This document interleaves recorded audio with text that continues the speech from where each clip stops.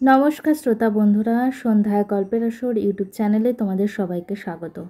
আজকের গল্প খুনি কলমের সুচন্দ্রা চক্রবর্তী। আস্তে আস্তে শোকটা সামলে উঠল ঠিকই আর্য, কিন্তু এটুকু বুঝতে ওর বাকি ছিল না যে প্রমিতার মৃত্যুটা একেবারেই অস্বাভাবিক। সুমনের স্ত্রী রিয়ার এক মাস্তুতো ভাই পুলিশ অফিসার, নাম তার সৌরভ। সে রাতেই ফোন করা হলো সৌরভকে। প্রমিতার মৃতদেহ ময়না তদন্তের জন্য পাঠানো হলো। আর্যদের বাড়িটাও পুলিশ সার্চ করলো ভালোভাবে, কিন্তু রান্নাঘরে অদ্ভুত ব্যাপার নজরে পড়ল পুলিশ। দেখা গেল রান্নাঘরে সব জিনিসপত্র গুছিয়ে রাখা হয়েছে, কিন্তু দুটো কফির কাপ না ধুয়েই নামানো রয়েছে বেসিনে। এই দুটো কাপই আগের দিন সন্ধ্যাবেলায় কফি খেয়েছে আর্য প্রমিতা। কফি বানিয়েছিল আর্য। সন্দেহজনক মনে হওয়ায় কাপ দুটো ফরেন্সিক ডিপার্টমেন্টে পাঠানো হলো। এই কাপ দুটো এভাবে না ধোয়া অবস্থায় পড়েছিল কেন আর্যবাবু? সৌরভ জিজ্ঞেস করল। আমি জানি না সৌরভবাবু, বিশ্বাস করুন, এসব কাজ তো সুরভি করে। ও কেন ধুয়ে রাখেনি ওই জানে। সুরভি? কে সুরভি? আর্য আরতি অসুস্থ হওয়া থেকে শুরু করে সবটা খুলে বলল। কিছুদিন পর ফরেন্সিক রিপোর্টগুলো এলো। আপনার অনুমানই ঠিক ছিল আর্যবাবু। সৌরভ বলল, প্রমিতা দেবীর মৃত্যুটা মোটেও স্বাভাবিক নয়। কিন্তু আর্যবাবু, সমস্তটা খতিয়ে দেখলে আঙুলটা যে আপনার দিকে উঠছে। আমার দিকে মানে? আগে হ্যাঁ, প্রমিতা দেবীর পাকস্থলীতে এক মারাত্মক বিষ পাওয়া গেছে, যে বিষ মানুষের শরীর কেটে গেলে আধ ঘন্টার মধ্যেই তার মৃত্যু ঘনিয়ে আসবে। আর ওই একই বিষ রান্নাঘরে দুটো কফির কাপের মধ্যে একটা কাপে পাওয়া গেছে, যে কাপ থেকে প্রমিতা দেবী কফি খেয়েছিলেন। তার মানে এখান থেকে এটাই প্রমাণিত হয় যে ওই কফির মাধ্যমে ওনার শরীরে বিষটা গেছে। আর আপনি নিজেই প্রমিতা দেবীর যেদিন মৃত্যু হলো বলেছিলেন, যেহেতু উনি আপনার হাতের কফি ভালোবাসেন, তাই কফি বানানোর দায়িত্বটা আপনি কারোর কাঁধেই দেননি কোনো দিনও। আর ওই দিনও সন্ধ্যাবেলায় কফি আপনিই বানিয়েছিলেন। তাহলে এর অর্থ কী হয় আপনি বলুন? আপনি কী বলছেন? আমি প্রমিতাকে খুন করব? আমি? আর্য স্তম্ভিত হয়ে পড়ল। প্রমাণ তো তাই বলছে আর্যবাবু। আর শুধু সেটাই নয়, সেদিন প্রমিতা দেবী বারবার আপনাকে বলার সত্ত্বেও আপনি ওনাকে হসপিটালে নিয়ে যাননি, ফেলে রেখেছিলেন বাড়িতে। কিন্তু এই অসম্ভব সৌরভ। সুমন বলল, আর্য প্রমিতাকে অসম্ভব ভালোবাসত, ও কখনো এই কাজ করতে পারে না। আর ও কেন প্রমিতার কথায় কান দেয়নি সেটা আমি বুঝিয়ে বলছি। সুমন প্রমিতার ছেলে মানুষের ব্যাপারে সব বলল। দেখো সুমনদা, আমি সবটাই বুঝতে পারছি, কিন্তু মনে হওয়া দিয়ে যে আর আইন চলে না। আইন চলে প্রমাণের ওপর বেস করে। আচ্ছা বেশ, প্রমাণ অনুযায়ী ব্যাপারটা দাঁড়ালো যে আমি কফিতে বিষ মিশিয়ে প্রমিতাকে মার্ডার করেছি।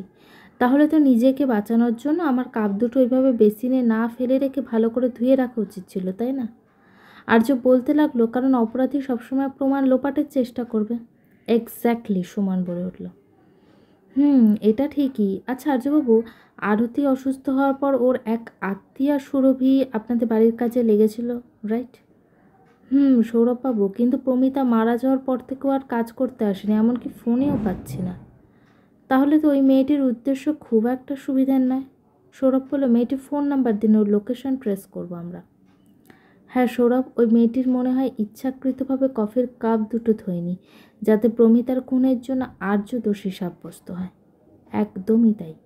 আমরা তাহলে বাইরের কাউকে জানতে দেবো না যে আমরা বুঝে গেছি আর্যবাবু দোষী নয়। সৌরভ বলে, আমাদের অপরাধীর কাছে দেখাতে হবে যে আমরা ওদের দেখানো ভুল পথেই চলছি। একদম, সেটাই করো, সুমন বলল।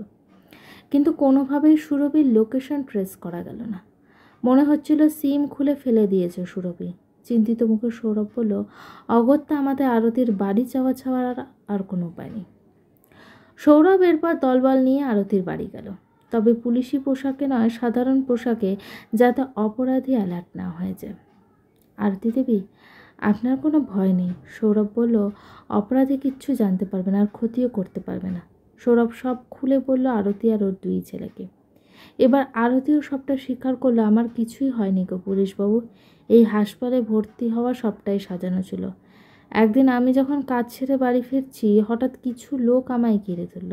ওদের মুখ আমি দেখতে পাইনি, কালো কাপড়ে ঢাকা ছিল। হঠাৎ ওদের মধ্যে একজন চাকু বের করলো। তা দেখেই ভয়ে আমার হাত পা ঠান্ডা হয়ে গেল। লোকগুলো আমায় বলল আমি যেন ওদের কথা মতো চলি, না হলে আমার বাড়ি ঘরদোর সব পুড়িয়ে দেবে, এমনকি আমাকে আর আমার দুই ছেলেকেও শেষ করে দেবে। কি করতে বলেছিল ওরা? ওরা বলেছিল আমাকে অসুস্থ হওয়ার অভিনয় করে 1 মাস আর্যবাবুদের ফ্ল্যাটে কাজ করতে না যেতে। আমার বড় ছেলে রঘুও ওদের ভয়েই ফোনে মিথ্যে কথা বলেছিল দাদাবাবুদের। বলেছিল আমি মালদার হাসপাতালে ভর্তি, কিন্তু আমার কিছুই হয়নি। এরপর ওদের কথাতেই দাদাবাবু বৌদিমণি যেই আমায় দেখতে মালদায় পৌঁছলো, অমনি আবার রঘুকে দিয়ে ওরা ফোন করে বলালো যে আমাকে মালদা হাসপাতাল থেকে ছেড়ে দিয়েছে, আর এখন আমি এই বস্তিতেই আছি নিজের বাড়িতে। আর আপনার ভাইজি সুরভি, বিশ্বাস করুন আমার কোনো ভাইজি নেই, আর সুরভি নামের কাউকেই আমি চিনি না, কিন্তু ওই লোকগুলোর ভয়ে আমরা দাদাবাবুদের মিথ্যা কথা বলতে বাধ্য হয়েছিলাম। আচ্ছা, অনেক ধন্যবাদ আপনাকে আরতি দেবী। আজ আপনি আমাদের যে কত বড় হেল্প করলেন নিজেও জানেন না। বিশ্বাস করুন পুলিশবাবু, আমি লোকগুলোর ভয়ে অনেক মিথ্যে গল্প বলেছি দাদাবাবুদের, কিন্তু কখনো ভাবিনি যে আমাদের মিথ্যের জন্য বৌদিমণি এইভাবে শেষ হয়ে যাবে। আরতি কেঁদে ফেললো। অমন ফুলের মতো মানুষটাকে ওরা মেরে ফেললো। চিন্তা করবেন না, অপরাধীরা শাস্তি পাবে। সৌরভ বলল, আচ্ছা প্রমিতা দেবীর মৃত্যুর জন্য কোনোভাবে কি আর্যবাবুকে আপনার সন্দেহ হয়? ছি ছি, ও কথা শোনাও যে পাপ। আরতি জিভ কাটলো। দাদাবাবুর মতো মানুষ হয় না, বৌদিমণি ওনার চোখের মনে ছিল গো। আচ্ছা ধন্যবাদ, আসি। সৌরভরা চলে গেল। ধুর, সেরকম কোনো ক্লুই পাচ্ছে না। হতাশ সৌরভ টেবিল চাপড়ে বলল, কীভাবে যে অপরাধী পর্যন্ত পৌঁছাবো সেটাই বুঝতে পারছি না। এ কি বলছো সৌরভ? তুমি এভাবে হতাশ হলে আমরা কিভাবে শান্ত থাকি বলো তো? চিন্তান্বিত সুমন বলল, অন্যদিকে খবরাখবর পেয়ে আর্যর মা বাবাও এসেছেন। তোমরাও শুনে খুশিই হবে মা। শ্লেষের হাসি হাসলো আর্য। যাকে পছন্দ করতে না তার মুখ দেখতে হবে না কোনোদিনও তোমাদের। ও সবাইকে ফাঁকি দিয়ে চলে গেছে। বাবু, মানছি আমরা মেয়েটাকে সেভাবে কাছে টেনে নিতে পারিনি, তাই বলে আমরা তো অমানুষ নই। তোর মা ঠিকই বলেছে রে বাবু, এখন আমাদের কী যে খারাপ লাগছে, লজ্জায় শেষ হয়ে যাচ্ছি। কেন যে মেয়েটার মনে দুঃখ দিলাম। এইসব বলে এখন আর কি লাভ বাবা? হাজার অনুতাপ করলেও তো তোমাদের বৌমার ফিরবে না। প্রমিতার বাঁধানো ছবিটা বুকে জাপটে ধরে আর্য বলল, তোমাদের কথাও বড্ড বলতে জানো। আসলে নিজের মা বাবাকে পাইনি তো, তাই কাঙালের মতো তোমাদের স্নেহ চাইতো বারবার। আমরা যে পাপ করেছি তাতে নরকেও ঠাঁই হবে না রে বাবু। আর্যর মা শাড়ির আঁচলে চোখ মোছেন। কিন্তু বাবু, বৌমার মা বাবা এলেন না? মেয়ের মৃত্যু সংবাদ শুনে আসেননি ওরা? ওনাদের ফোন করিনি মা। বেঁচে থাকতে যারা প্রমিতাকে কথায় জ্বালায় বিদ্ধ করেছেন, তাদেরও মৃত্যু সংবাদ জানার যে কোনো অধিকার নেই। সবই মানছি বাবু। আর্যর বাবা বললেন, তবুও একবার খবরটা ওনাদের দে, যতই হোক মেয়েটার মা বাবা তো ওনারা। মা বাবার অনুরোধে শেষ পর্যন্ত ফোনটা করলো আর্য রায়চৌধুরী বাড়িতে, কিন্তু ফোনটা কেউ ধরল না, বেজে বেজে কেটে গেল।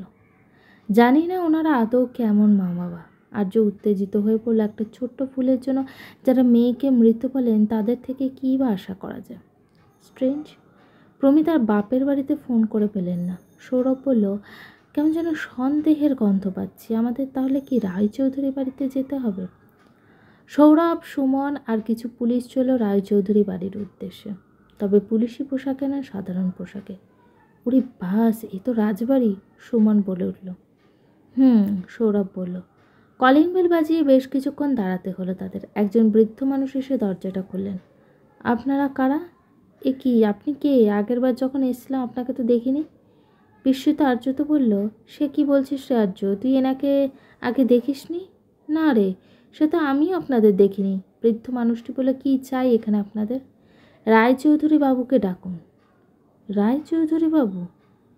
আপনি কি সিদ্ধার্থ দাদাবাবুর কথা বলছেন? ওনাকে এখন কোথায় পাবেন?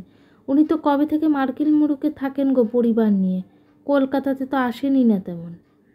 কি কি বলছেনটা কি আপনি? সিদ্ধার্থবাবু বিদেশে থাকে? আরে এই তো সেদিন আমি আর প্রমিতা এলাম, 1 মাসও হয়নি। প্রমিতার দাদা সিদ্ধার্থর সাথেও কথা হলো আমাদের। কি পাগলের মতো বলছেন আপনি বলুন তো? সিদ্ধার্থবাবু আজ 10 বছর হলো দেশে ফেরেনি। আর প্রমিতা বলতে আপনি কার কথা বলছেন? প্রমিতা রায়চৌধুরী এবারই ছোটো মেয়ে। হ্যাঁ, আমি ওর হাজব্যান্ড। মানে কে মশাই আপনি? প্রমিতা দিদিমণিও তো দেশের বাইরে থাকে, জাপানে বিয়ে হয়েছে দিদিমণির। যদিও জামাই এদেশেরই, দিদিমণিও আজ 5 বছর হলো এদেশে আসেনি। আমি তার বরকে চিনি। আর আপনি কে মশাই? কোত্থেকে এসে নিজেকে প্রমিতার দিদির বর বলে দাবি করছেন? দেখুন, আপনার কোথাও একটা ভুল হচ্ছে। প্রমিতা আমারই স্ত্রী, আর সে কলকাতাতেই থাকতো, জাপানে নয়। আর কিছুদিন হলো সে মারা গেছে। কি আবোল তাবোল বকছেন বলুন তো আপনি? মাথা কি একেবারেই গেছে আপনার? এই তো কালই দিদিমণি ফোন করেছিল আমায়। আসলে আমি এই এত বড় বাড়ির কেয়ারটেকার কিনা, কাজ ঠিকঠাক করি কিনা, সেই জন্যই আর কি। এসব উনি কী বলছে রে সুমন, আমি যে কিছুই বুঝতে পারছি না। আমারও সব হিসেব গরমিল হয়ে যাচ্ছে রে আর্য। আচ্ছা আপনি একবার শোভনবাবুকে ডেকে দিন, উনি এলেই সবটা পরিষ্কার হয়ে যাবে। কর্তাবাবু? ওনাকে কোথায় পাবেন আপনারা? উনি যে 15 বছর আগে মারা গেছেন গো। আর কর্তামা ওনার মারা যাওয়ার বছর 2 আগেই মারা গেছেন গো। সুমন, আমি যে কিছুই বুঝতে পারছি না, ইনি কী বলছেন। এই সেদিন 1 মাস আগে আমি আর প্রমিতা এলাম, শোভনবাবু, ওনার স্ত্রী, সিদ্ধার্থ, সবার সাথেই কথা বললাম। আর ইনি এসব কী বলে যাচ্ছেন? আর্যবাবু দাঁড়ান। ওকে থামিয়ে দিয়ে সৌরভ প্রমিতার ছবি বৃদ্ধ লোকটিকে দেখালো। দেখুন তো, ইনি প্রমিতা রায়চৌধুরী তো, এবারের ছোটো মেয়ে? কই না তো। বৃদ্ধ মানুষটি অবাক হয়ে গেলেন। এই মেয়েটাকে আমি জীবনেও দেখিনি, চিনিও না। কে এ? আমাদের দিদিমণি কেন হবে? কি বলছেনটা কি মশাই তখন থেকে? আর্য এবার উত্তেজিত হয়ে বলল, ড্রিঙ্ক করেছেন নাকি? আর্যবাবু দাঁড়ান। সৌরভ বলল, আমরা এই বাড়িটা ঘুরে দেখতে চাই একটু। আজ্ঞে না, আপনাদের মোটেও সুবিধার মনে হচ্ছে না, তখন থেকে কী সব উল্টোপাল্টা কথা বলে চলেছেন। সৌরভ পকেট থেকে আইডেন্টিটি কার্ডটা বের করে দেখালো। সে পুলিশ দেখে খানিকটা থতমত খেয়ে গেল বৃদ্ধ। আচ্ছা আসুন ভেতরে, আমি আপনাদের গোটা বাড়িটা ঘুরিয়ে দেখাচ্ছি। গল্পটি কেমন লাগলো অবশ্যই আমাকে কমেন্ট করে জানিও। আর আমার চ্যানেলের গল্পগুলো যদি তোমাদের ভালো লেগে থাকে, চ্যানেলটিকে সাবস্ক্রাইব করে পাশে থেকো। গল্পের পরবর্তী অংশ খুব শীঘ্রই আসছে।